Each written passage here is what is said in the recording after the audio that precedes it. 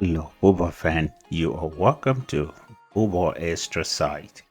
Today is the UEFA Champions League day, and there are a lot of surprises and not too much surprises as the result turned out to be. But let's start off from the the major one today, which is the Man City match. What a match! What is going on with Manchester City? Manchester City seems to be struggling at the moment. And what can anyone say? It happens in football that sometimes the best team struggles. And that's why in football it's difficult to just come into a conclusion to say that it is always like mathematics. It is not mathematics. It's very complicated. And right now, as the season progresses, this is how things are shaping up at the moment. On top of the table, after having played 5 games in the league phase of the competition, we have Inter Milan top on the table. Barcelona have somehow find its way up on the table there.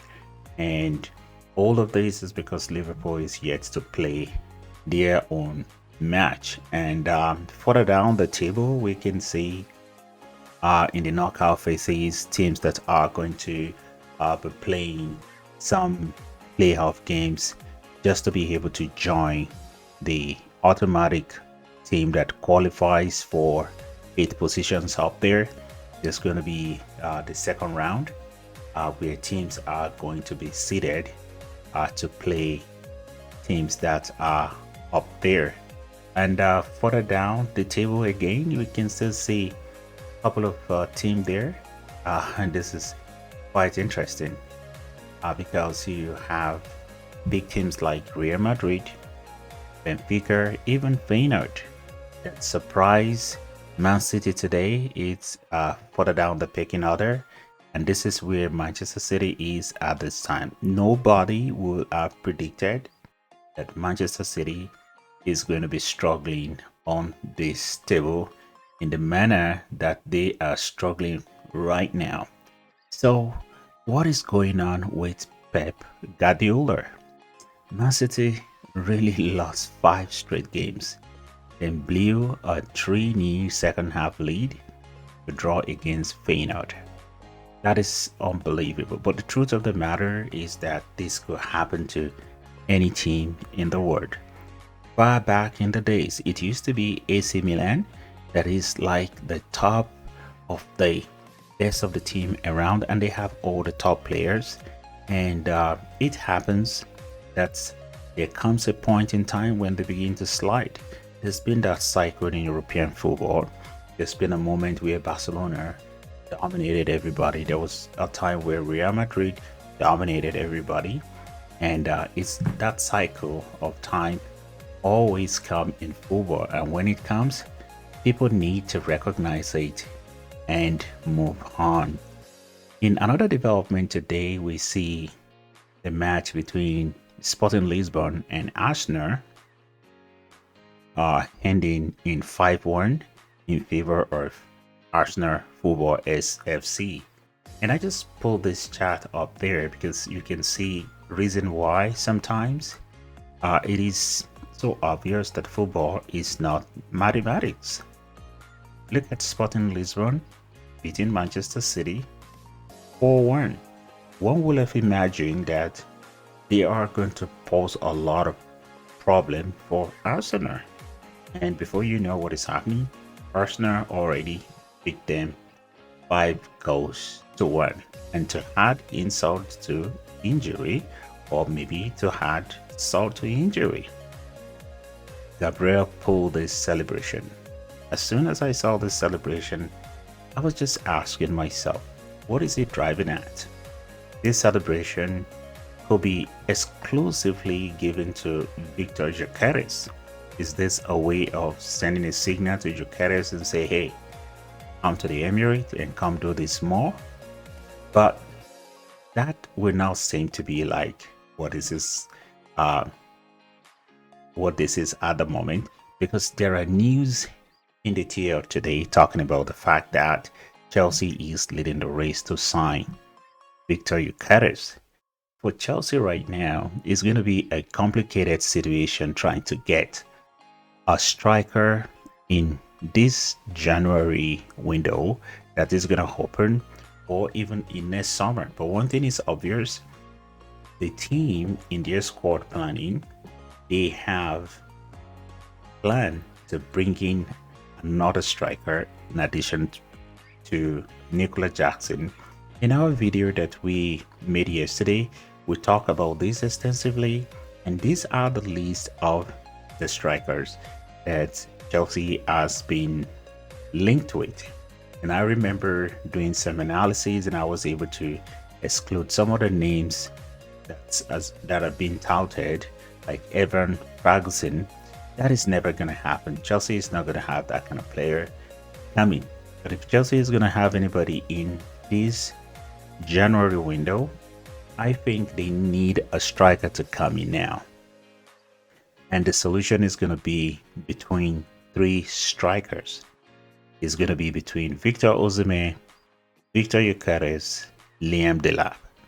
And I'm finding it difficult why Liam Delap will move this January. I think it's going to be difficult. Victor Osimhen is possible because the deal is good. The report coming out from Portugal today talk about the possibility of Chelsea signing Victor Gyökeres in this January and then send it back to be with Sporting Lisbon and then join Chelsea in the summer. Those are strategy moves, but we'll see what is going to happen at the end of the day. But one thing is very obvious: Chelsea is currently looking for a striker. In other news, yesterday in our content here, we talk about this player, but here we have one of Chelsea fans on the TL making a very bold statement here that the biggest compliment he's going to give to Andre Santos is that between him and Caicedo, he have no idea who is the better ball winner. I've watched this player. He can win the ball pretty well, and he makes use of the ball very well. I think at the rate Chelsea is going, if they really want to compete for everything next season, they need to bring in a player like this. But what are they going to do with Kieran Dewsbury? Or when they do that, it remains to be seen. It is the work and what the sporting directors are paid for. We need to figure that out. So this player is really doing very well, and it is a good strategy spending a lot of money on players like this so that they grow in the football network of a particular business, so that eventually you bring them back into the main team, something like Manchester City was doing with Seville. The rumor of Marc Guéhi is just not going away. It's becoming more and more intensified, and from all indication, with the way his contract situation look like, it looks a lot more promising. But this transfer, I must say, has everything to do with the player. Crystal Palace has a record of being very notorious.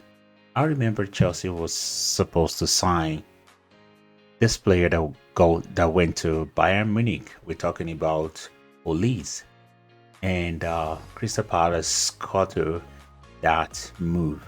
I wonder how this is gonna play out. This is a player that Chelsea developed and sold to Crystal Palace at a ridiculous fee.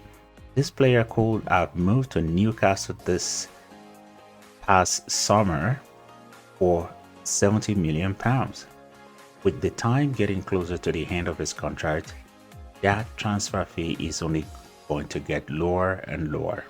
But keep an eye on this space, Chelsea fan, to see how this is going to play out.